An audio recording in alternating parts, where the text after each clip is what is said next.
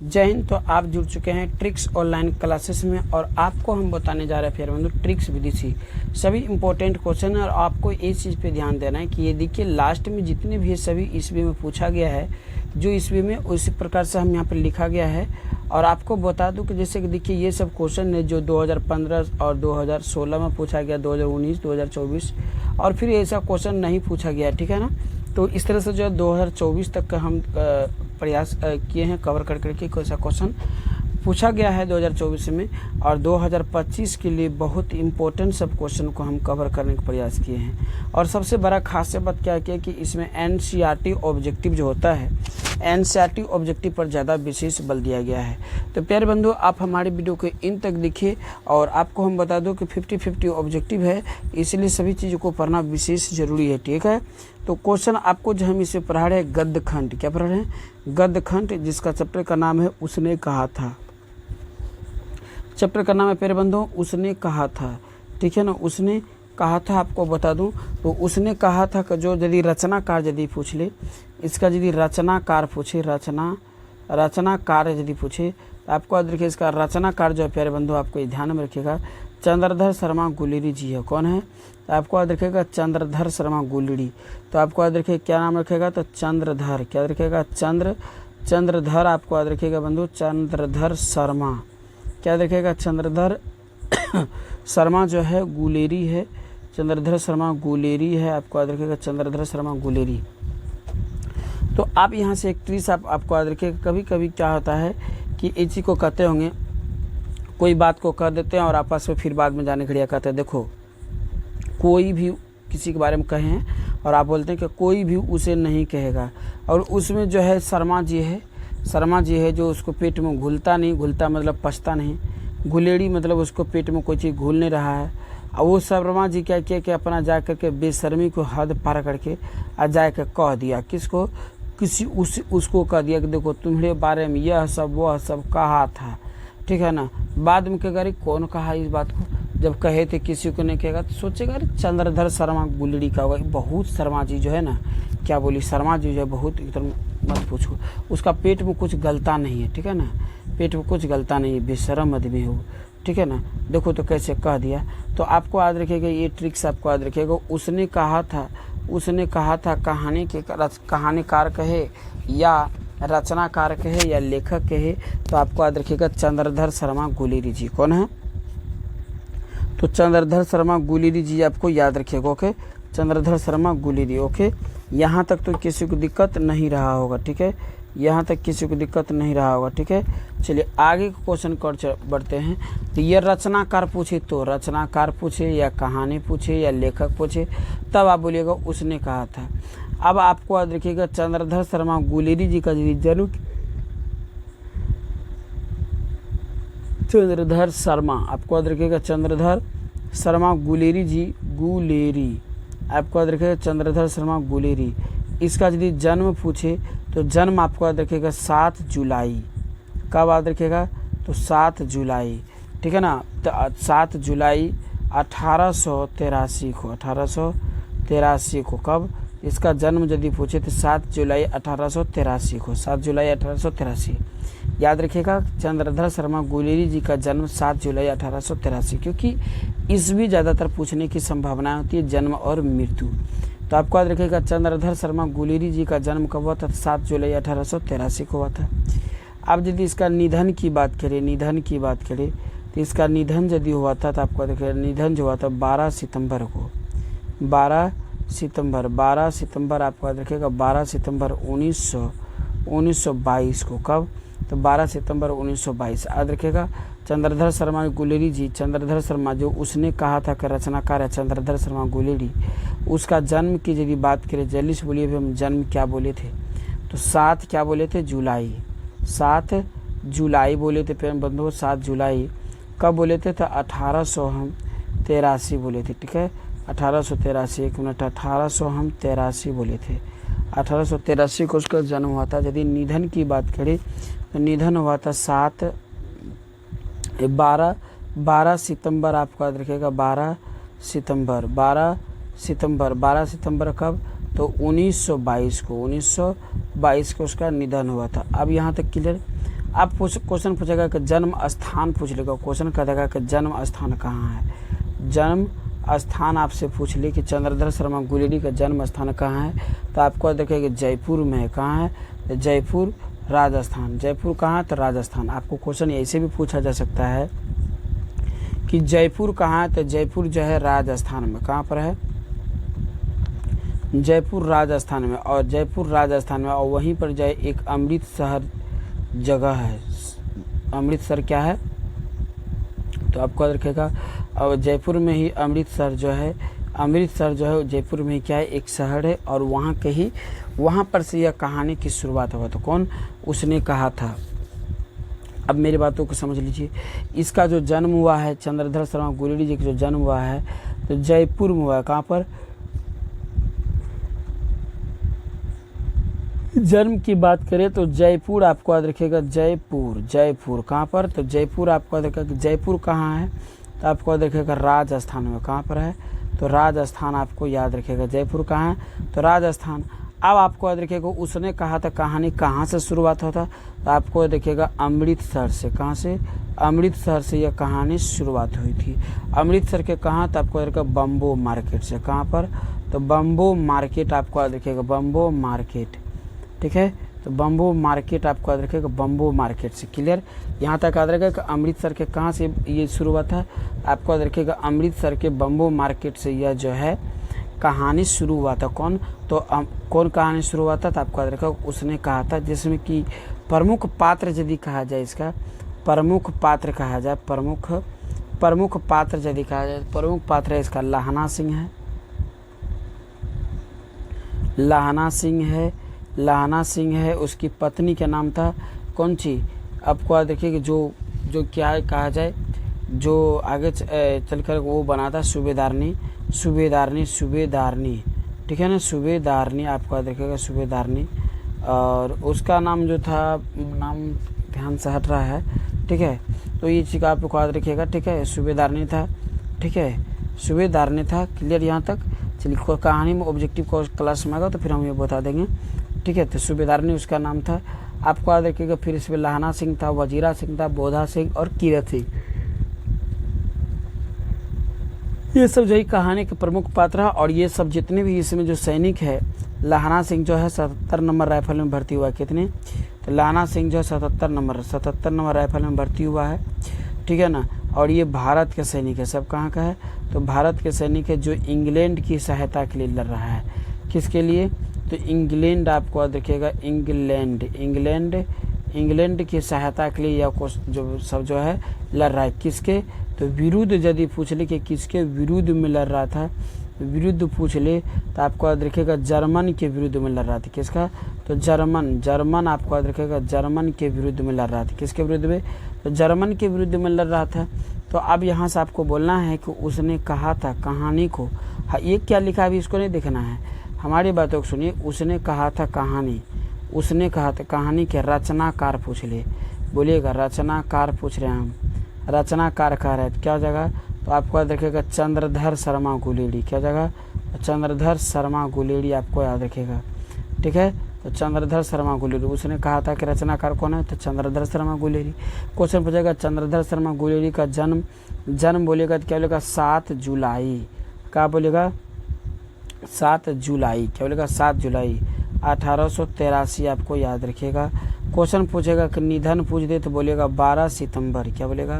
तो 12 सितंबर आपको याद रखिएगा 1922। 12 सितंबर 1922 उसका निधन आपको याद रखिएगा 1922। पूछेगा जन्म स्थान पूछ लेगा तो बोलेगा जयपुर। क्या बोलेगा? जयपुर कहाँ है? तो जयपुर जो आता है राजस्थान के अंदर है। किसको? तो राजस्थान के अंदर आता है जयपुर, राजस्थान के अंदर। और अमृतसर के अंदर आता है कौन? तो जयपुर के अंदर आता है अमृतसर। क्या होता है? अमृतसर। और यहीं से कहानी शुरू होता है। कौन मार्केट से? तो अमृतसर की किस मार्केट से? तो अमृतसर के बम्बो मार्केट से। आपको याद बम्बो मार्केट आपको याद रखेगा। बम्बो मतलब होता है बांस, ठीक है। वहाँ पर बांस ज़्यादा बिकता होगा। अब इनके पिताजी के नाम पूछ ले, क्या कहेगा कि चंद्रधर शर्मा गुलेरी के पिताजी का क्या नाम था? तो पंडित शिवराम। क्या था? आपको पंडित शिवराम आपको याद रखेगा, शिवराम। दिमाग में याद रखेगा। तो पंडित पिता, उनके पिताजी के क्या नाम था? तो पंडित शिवराम, आपको याद रखिएगा। पंडित शिवराम, चंद्रधर शर्मा गुलेरी जी के पिता का नाम था पंडित शिवराम।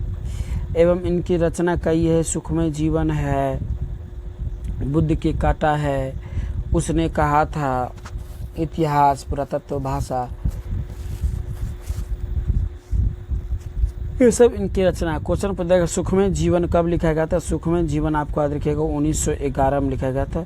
तो सुखमय जीवन 1911 में लिखा गया था। बुद्ध के काटा 1911 में लिखा गया था और उसने कहा था 1915 में लिखा गया था। 1915 कहे तो द्वितीय विश्व युद्ध के दौरान, द्वितीय विश्व युद्ध के दौरान का ही चर्चा किया गया था। उसी समय जब द्वितीय विश्व युद्ध हो रहा था तो उसी प्रकार का चर्चा किया था। तो आपको याद रखिएगा उसने कहा था कहानी कब लिखा गया था? तो चंद्रधर 1915 आपको याद रखिएगा 1915।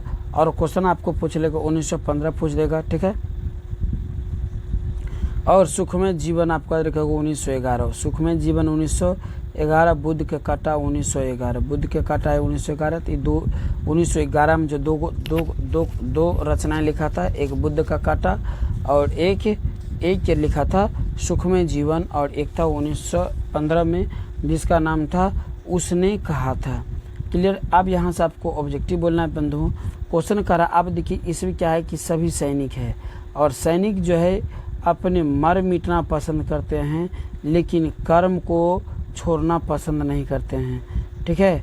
तो क्वेश्चन करा, उसने कहा था कहानी, उसने कहा था किस प्रकार की कहानी है? तो आपको याद रखिएगा उसने कहा था कहानी जो है, ये ध्यान में रखिएगा, उसने कहा था कहानी किसके? तो कर्म प्रधान है। क्योंकि देखिए सैनिक जो होता है अपने कर्म पर ज़्यादा बल मतलब भरोसा रखता है, कर्म से कभी पीछे नहीं होता है। आपको देखो उसने कहा था कहानी कर्म प्रधान कहानी है। कैसी कहानी है? कर्म प्रधान कहानी है। क्वेश्चन कर रहा है कि कौन सी कहानी चंद्रधर शर्मा गुलेरी की नहीं है? क्वेश्चन कर रहा है कौन सा कहानी है जो चंद्रधर शर्मा गुलेरी का नहीं है? कौन सा कहानी है, कौन सा कहानी है जो चंद्रधर शर्मा गुलेरी की नहीं है? तो अभी हम आपको बताए थे कि 3 कहानी बताए थे। कौन? तो आपको बोले तो उसने कहा था जो 1915 में लिखा गया था, बुद्ध का काटा 1911, बुद्ध के काटा 1911, सुखमय जीवन 1911। लेकिन यहाँ पर तिरिच जो है, तिरिच यह उदय प्रकाश है। किसका? तो उदय प्रकाश आपको याद रखिए, उदय प्रकाश। क्लियर। यह किसका है? तो उदय प्रकाश का है। क्वेश्चन जगह तिरिच किसकी है? तो रचना है, तिरिच जो है उदय प्रकाश की रचना है। क्वेश्चन पूछेगा बुद्ध के काटा था, फिर बुद्ध का काटा 1911, और फिर क्वेश्चन पूछेगा सुखमय जीवन तो 1911, आपको याद रखिएगा। ओके। नो नेक्स्ट क्वेश्चन कह रहा है बंधु, मेरे बातों को सुनिएगा। तो यहाँ पर क्वेश्चन क्या कह रहा था? पहला नंबर क्वेश्चन कह रहा था आपका कि उसने कहा था किस प्रकार की कहानी है? तो आपको कर्म प्रधान आपको याद हो गया। अगला क्वेश्चन कह रहा है कौन सी कहानी चंद्रधर शर्मा गुलेरी की नहीं है? नहीं पूछ रहा था, हमको क्या बोले थे? तिरिच जो है चंद्रधर शर्मा गुलेरी का नहीं है, और ये तीनों है, ये तीनों है। ओके। अगला क्वेश्चन करा है जर्मन पलटन को किसने मार गिराया? जर्मन पलटन जो एक जर्मन पलटन था जो धोखे से क्या हुआ था कि मतलब इंग्लैंड अर्थात भारत की तरफ आ चुका था। तो क्वेश्चन करा है कि जर्मन पलटन को किसने मार गिराया? जर्मन पलटन को किसने मार गिराया था? तो आपको याद रखिएगा जर्मन पलटन को जो है लाहना सिंह मार कर गिरा दिया था। क्या? लाहना सिंह। तो जर्मन पलटन को किसने मार गिराया था? तो आपको याद रखिएगा जर्मन पलटन को लाहना सिंह मार गिराया था। ओके। क्वेश्चन करा है कि बिना फेरे घोड़ा बिगड़ता है, बिना फेरे घोड़ा बिगड़ता है और बिना लड़े सिपाही। बिना फेरे जो है घोड़ा बिगड़ जाता है और बिना लड़े सिपाही बिगड़ जाता है। यह कहानी की, यह जो है कहानी में है। कह किस पंक्ति में यह कहानी है? किस पंक्ति में?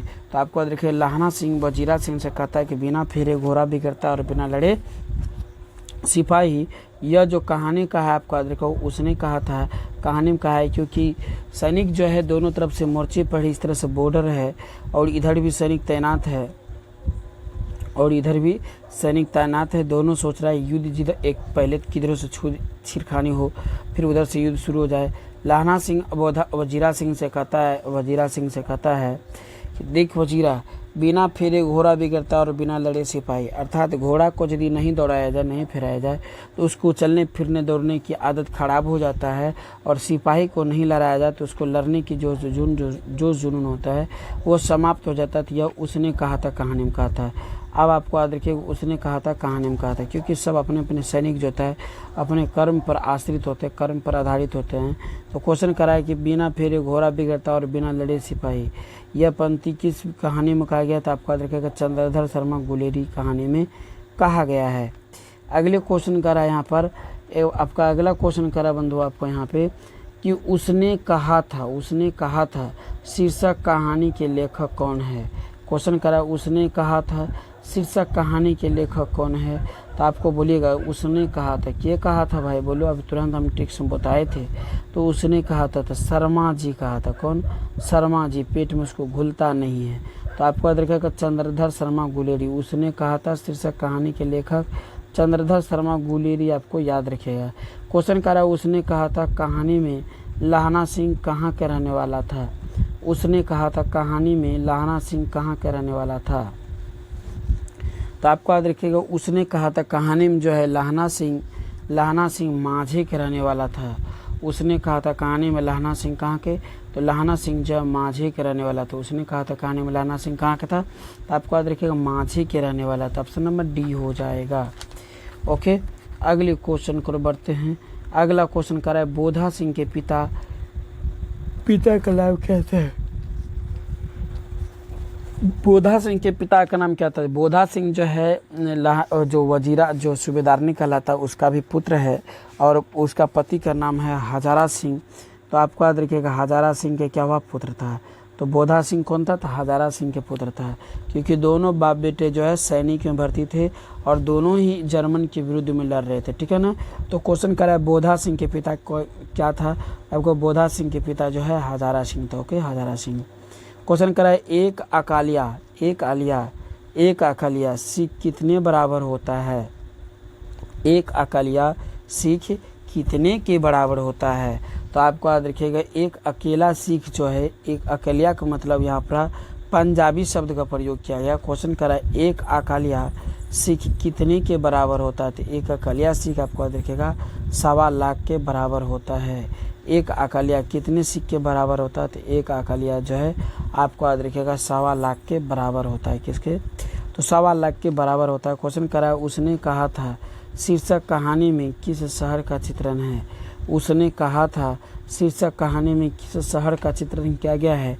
तो हमने अभी तुरंत बताया था उसने कहा था कहानी में जो है आपको याद रखिएगा राजस्थान के अंदर आता है जयपुर, और उसके अंदर आ गया कौन? अमृतसर, और अमृतसर की कहानी है। तो उसने कहा था कहानी किस शहर की कहानी है। तो आपको याद रखिएगा अमृतसर की कहानी है। ठीक है, मेरी बातों को समझिए इस तरह से है। पहला है अमृतसर, मान लीजिए देखिए यहाँ पर ये लिखा हुआ है। तो पहला अमृतसर है। अमृतसर के बाहर से है कौन? तो अमृतसर के बाहर से कौन है? तो आपको देखिएगा अमृतसर के बाहर से जयपुर। क्या हो गया? तो जयपुर आपको याद रखिएगा जयपुर आपको याद रखिएगा। उसके ऊपर से है कौन? राजस्थान। कौन है? तो राजस्थान। ये चीज़ को ध्यान रखिएगा, ये कौन होगा? तो राजस्थान। क्वेश्चन कह रहा है यहाँ पर ध्यान से सुनिएगा, कह रहा है कि बोधा सिंह के पिता का नाम क्या था। तो बोधा सिंह के पिता का नाम था हजारा सिंह। क्वेश्चन कर रहा है एक अकालिया सिख कितने के बराबर होता है। तो एक अकालिया सिख जो है 1.25 लाख के बराबर होता है। क्वेश्चन करा उसने कहा था शीर्षक कहानी में किस शहर का चित्रण किया गया है। तो आपको याद रखिएगा उसने कहा था कहानी में किस शहर का चित्रण किया गया है। आपको याद रखिएगा अमृतसर का। किसका? तो अमृतसर का चित्रण किया गया है। क्वेश्चन करा चंद्रधर शर्मा गुलेरी की कितनी कहानियाँ हैं। चंद्रधर शर्मा गुलेरी की कितनी कहानियाँ हैं। तो आपको याद रखिएगा चंद्रधर शर्मा गुलेरी की कितनी कहानियाँ हैं। तो आपको याद रखिएगा चंद्रधर शर्मा गुलेरी की 3 कहानियाँ। कितनी? तो चंद्रधर शर्मा गुलेरी की 3 कहानियाँ ध्यान में याद रखिएगा। चंद्रधर शर्मा गुलेरी की कितनी कहानियाँ हैं। तो चंद्रधर शर्मा गुलेरी की 3 कहानियाँ। कितनी? 3 कहानियाँ हैं। ओके, अगले क्वेश्चन कर रहा है प्यारे बंधुओं उसने कहा था। क्वेश्चन कह रहा है उसने कहा था शीर्षक कहानी के किस वर्ष लिखी गई है। उसने कहा था शीर्षक कहानी किस वर्ष लिखी गई है। तो आपको याद रखिए 1915 में 1915 में ही क्या हुआ था विश्व युद्ध प्रारंभ हुआ था, ठीक है ना। आपका रखेगा विश्व युद्ध, प्रथम विश्व युद्ध। तो आपका उसने कहा था शीर्षक कहानी में किस युद्ध का वर्णन किया गया है, तो आपका देखिएगा 1915 आपका देखिएगा। क्वेश्चन करा है लाहना सिंह किस देश की ओर से युद्ध कर रहा था। क्वेश्चन करा है लाहना सिंह किस देश की ओर से युद्ध कर रहा था।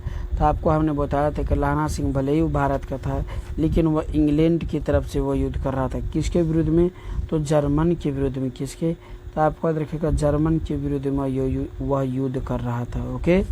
क्वेश्चन करा है पलटन का विदूषक कौन था। पलटन पलटन पलटन पलटन पलटन पलटन का विदूषक कौन था, तो आपको रहेगा पलटन का विदूषक आपको वजीरा था, ठीक है। तो पलटन का विदूषक कौन था, तो आपको वजीरा आपको याद रखेगा। पलटन का विदूषक वजीरा। ओके। अगले क्वेश्चन करा है कि कुरुमाई का क्या अर्थ है। कुरुमाई का क्या अर्थ है। कुरुमाई का क्या अर्थ है। क्वेश्चन कर रहा है कुरुमाई का क्या अर्थ है, तो मंगनी। क्या हो गया, तो मंगनी, ठीक है। कुरुमाई का अर्थ क्या हो गया, तो मंगनी, ठीक है प्यारे बंधु। इस वजह हमने टोटल आपका NCERT ऑब्जेक्टिव क्वेश्चन को कवर करने का प्रयास किया था, जिन्हें आप सब सरकारी किताब के नाम से भी जाने जाते हैं। तो प्यारे बंधु मिलते हैं अगले दिन अगले क्लास में। इसी समय 7 बजे के आसपास मेरा लाइव क्लास चलता है, ठीक है। तो अगले क्लास में मिलेंगे, जो अपलोड वीडियो होगा, और कई प्रकार की अपलोड वीडियो को सब्जेक्टिव थ्रू से बना लिए हैं। तो आप लोग हमारे चैनल को अच्छा लगा हो तो सब्सक्राइब शेयर कर लीजिएगा। मिलते हैं अगले वीडियो में, तक के लिए सभी को जय हिंद जय भारत।